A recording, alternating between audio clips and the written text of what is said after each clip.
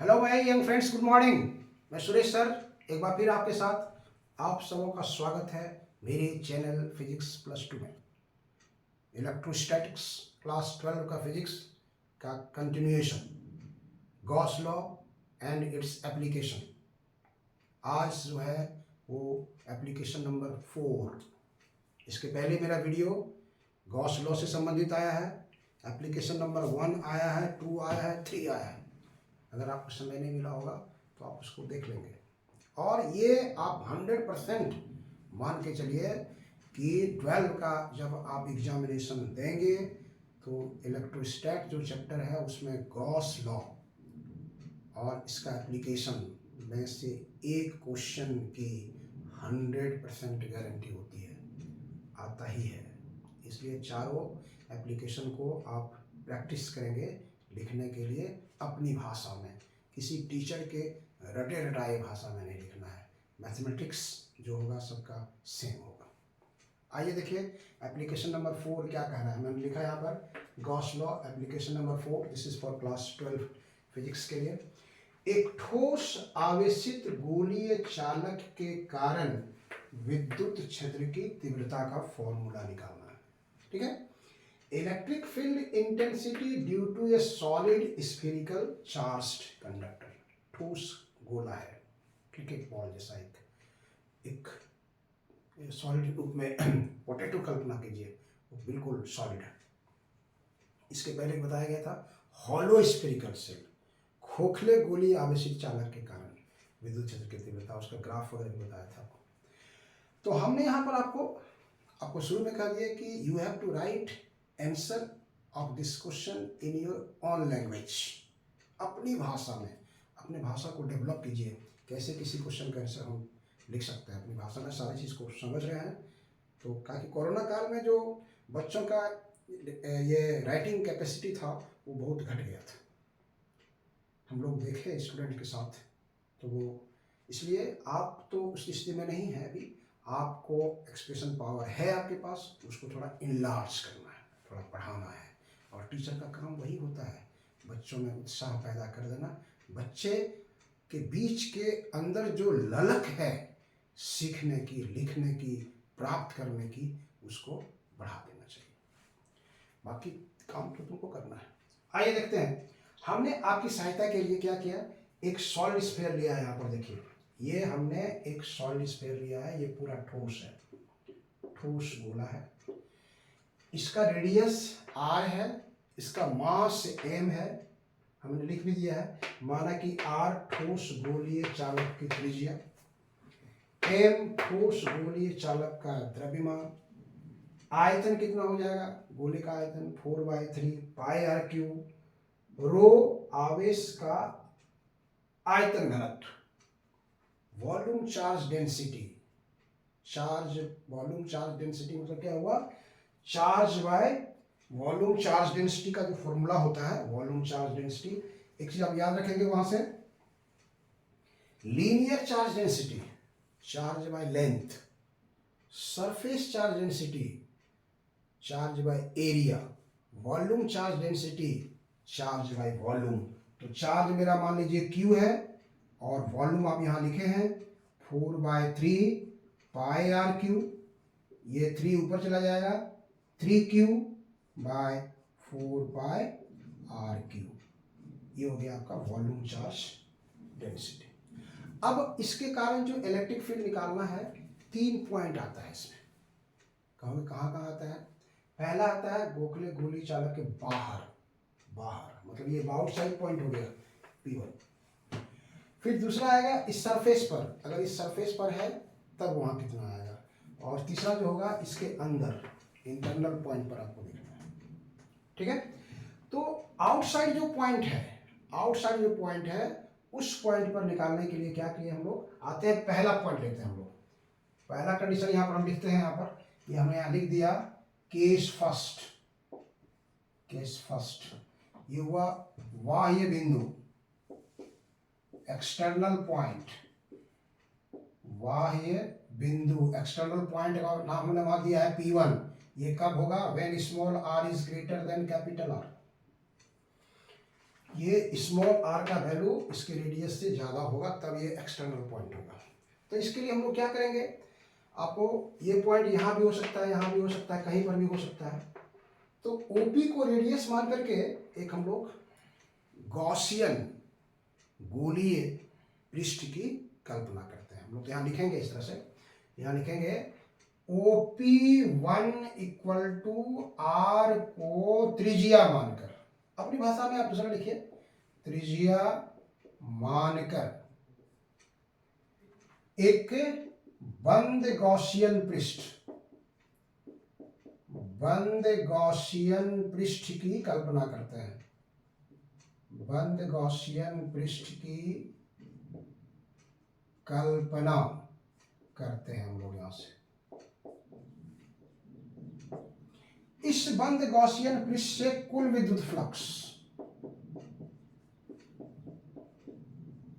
इस बंद गॉसियन पृष्ठ से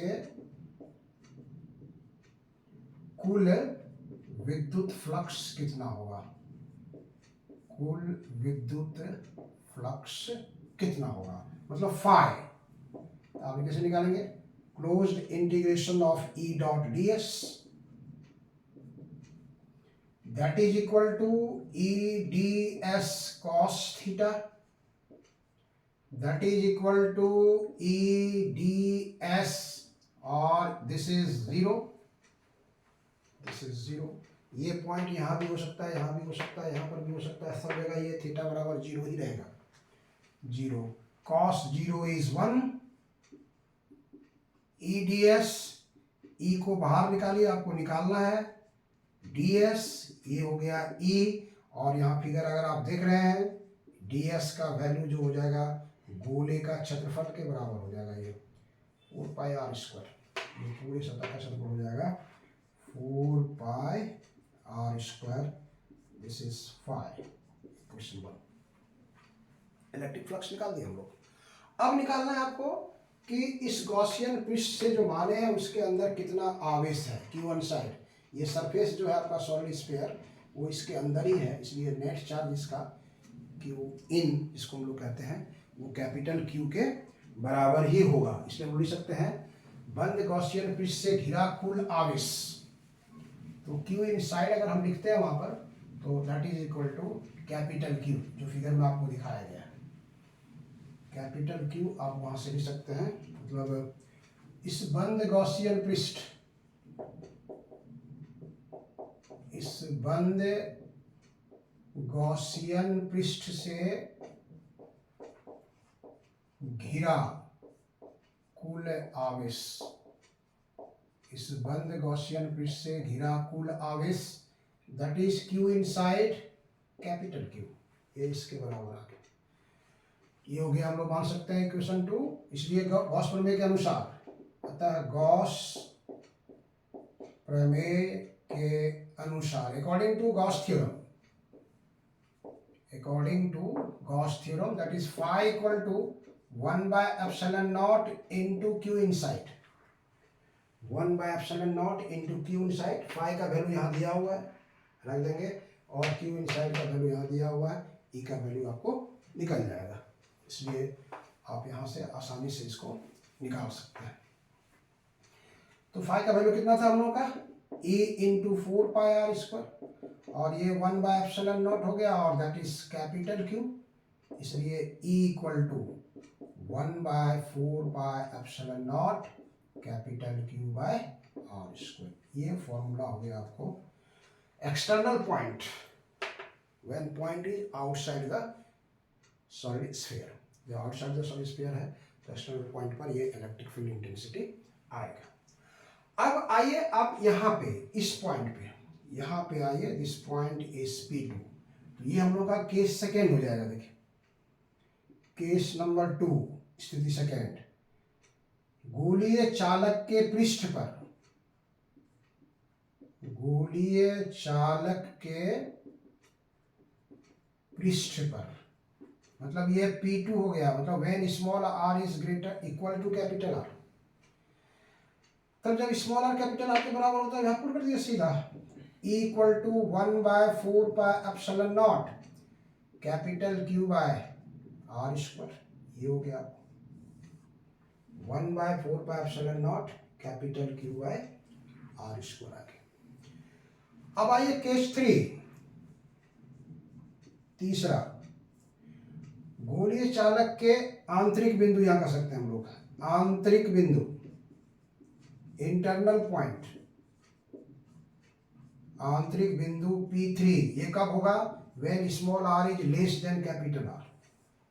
ये जो स्मॉल आर हम लोग माने हैं वो सेंटर से जिस पॉइंट पर कंसीडर कर रहे हैं उसका मान रहे हैं। यहाँ था P1 तो ये स्मॉल आर था, आर से ज़्यादा था। जब ये पॉइंट यहाँ आ गया P2 तो small R is equal to capital R. और तीसरा कंडीशन, जब इसके अंदर आप ले आएंगे, इसके अंदर अगर आप ले आते हैं इस ढंग से, यहाँ पे अगर आप P3 ले आते हैं इस पॉइंट पर P3, तो आपको गॉसियन सरफेस ऐसे मानना होगा। इस ये बंद गॉसियन पृष्ठ आपका इस तरह से आएगा, दैट इज बंद गॉसियन पृष्ठ हो जाएगा। और तब यहाँ पर भी आपको एरिया जो दिखाना पड़ेगा आपको, सरफेस, ये ds जो वहाँ था, अब ये ds यहाँ पे आ जाएगा, दिस इज ds। तो ये ds इस रूप में काम करेगा और e तो इधर काम ही कर रहा है आपका, ये जो है e ऐसे ही काम करेगा, फिर दोनों के बीच का एंगल ही 0 रहेगा।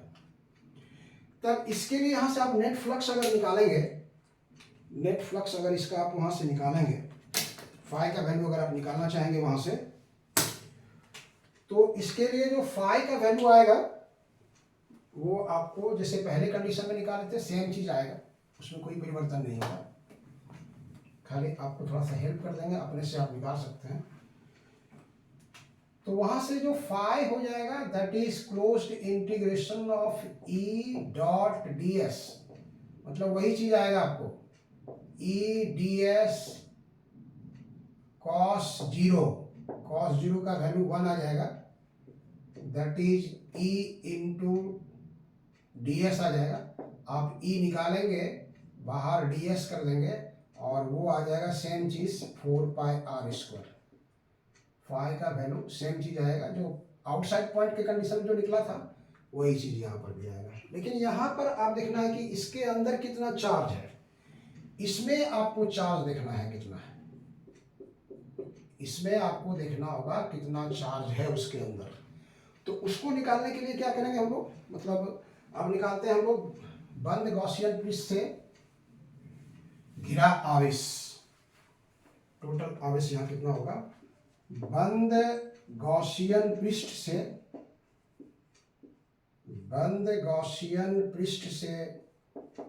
घिरा कुल आवेश, टोटल चार्ज जो इसका हम निकालेंगे वो कितना होगा, मतलब Q इनसाइड कितना होगा। तो इसको निकालने के लिए आपको यहाँ पर दिया है वॉल्यूम चार्ज डेंसिटी। क्या करेंगे, पहले इसका वॉल्यूम निकाल लेंगे और इससे मल्टीप्लाई कर देंगे, मतलब ये हो जाएगा आपका आयतन वॉल्यूम इनटू रो। तो आयतन उसका निकालेंगे तो आप क्या होगा 4/3πr³ और रो का वैल्यू कितना है 3Q/4π कैपिटल R³ कौन कौन इसमें कैंसिल हो जाएगा 4π कैंसिल हो गया। क्या बचा आपका, कितना Q इंटू R³, कौन सा R³ स्मॉल r, बाय यहाँ कितना हुआ, यहाँ बचा Q इंटू R³ और नीचे हो गया कैपिटल R³, ये हो गया Q इनसाइड। तब आप लगा दीजिए गॉस थ्योरम, इसलिए फ्रॉम गॉस थ्योरम, इसलिए हम लोग यहाँ लिख सकते हैं गॉस प्रमेय के अनुसार, गॉस प्रमेय के अनुसार इसको हम यूज करेंगे। गॉस प्रमेय क्या था, phi equal to 1/ε0 into Q inside, ये तो गॉस प्रमेय, phi equal to 1/ε0 into Q। फाई का वैल्यू यहाँ आपको मालूम है और Q इनसाइड का वैल्यू यहाँ मालूम है, पुट कर दीजिए आप। तो पुट कर देंगे तो फाई का वैल्यू आपको कितना आ गया, देखिए अगर आपको फाई का वैल्यू यहाँ मालूम हो गया E इंटू 4πr², इसको हम यहाँ ले जा रहे हैं, E into 4πr² 1/ε0 Q inside यहाँ कितना है, Q into R Q by capital R Q. यहाँ देखिए क्या होगा, यहाँ आर स्क्वायर 2 है, यहाँ 3 है, ये कैंसिल हो जाएगा, एक तो बचेगा। इसलिए E equal to 1/4 pi epsilon naught, 1/4 pi epsilon naught, और ये हो जाएगा R by R Q, R by R Q. ये फॉर्मूला आपको आएगा यहाँ से 1/4 pi epsilon naught Q R, 1/4 pi epsilon naught Q R by R Q. मतलब यहाँ पर आप लिख सकते हैं कि E is directly proportional to R। जबकि हॉलो स्फीयर में क्या होता था कि इनसाइड पॉइंट पर इलेक्ट्रिक फील्ड इंटेंसिटी 0 होता था, लेकिन यहाँ पे 0 नहीं होगा। तब आपको इसको ग्राफ के द्वारा दिखा सकते हैं। ग्राफ के द्वारा अगर इसको दिखाएंगे तो इसका नेचर हॉलो वाले से चेंज कर जाएगा, हॉलो वाले से उसका नेचर चेंज कर जाएगा, और उसका जो ग्राफ आएगा वो इस ढंग से आएगा। देखिए यहाँ से ये हमने ले लिया, इसे इधर डिस्टेंस ले लिए और इधर ले लिए इलेक्ट्रिक फील्ड इंटेंसिटी। यहाँ पर है आपका small r equal to capital R। इधर जो पॉइंट है, ये साइड जो पॉइंट है, इधर है small r is less than capital R, और इधर का जो पॉइंट है small r is greater than capital R। तो यहाँ पर स्मॉल r बढ़ेगा तो कैपिटल R बढ़ेगा, स्मॉल r अगर बढ़ रहा है तो कैपिटल R बढ़ेगा। तो ये इसका ग्राफ इस तरह से जाएगा। एक पॉइंट यहाँ ले लीजिए, यहाँ से लाइक दिस, ऐसे बढ़ा, E directly proportional to R। और फिर इसके बाहर जब जा रहा था तो वहाँ था E is inversely proportional to R। इसको मतलब R बढ़ेगा तो घटेगा, इसलिए यहाँ पर ये मैक्सिमम हो गया, ये सबसे ज़्यादा होगा, और इधर फिर ये कम घटना शुरू हो जाएगा इस तरह से। E is inversely proportional to R square. ये ग्राफिकल रिप्रेजेंटेशन होता है। ये ग्राफिकल क्वेश्चन आपको engineering, medical, NEET, JEE Mains, advance में जब एग्जामिनेशन देने के लिए जाएंगे तो वहाँ पर इससे मुलाकात होगी। या 12 में जब आता है तो आपको ड्रॉ करके दिखा देना चाहिए इस ग्राफ को कि कैसे हम लोग का ये आएगा। तो ये कंप्लीट आंसर हुआ आपको, जिसमें एग्जामिनर को मार्क्स काटने का मौका कभी नहीं मिलेगा आपको। तो कैसा लगा आपको मेरा वीडियो? अगर अच्छा लगे तो लाइक करना, सब्सक्राइब करना और शेयर करना कभी नहीं भूलिएगा। हम इस तरह का वीडियो लेकर के आपके साथ आएंगे। ये इलेक्ट्रोस्टैट में गॉस थ्योरम का ये लास्ट एप्लीकेशन था। अब आप इसको अच्छी तरह से तैयारी कीजिए, आपको निश्चित रूप से सफलता मिलेगी, और जितना मार्क्स एलॉटेड रहेगा उसमें कोई कमी नहीं होगी। चलिए, थैंक यू।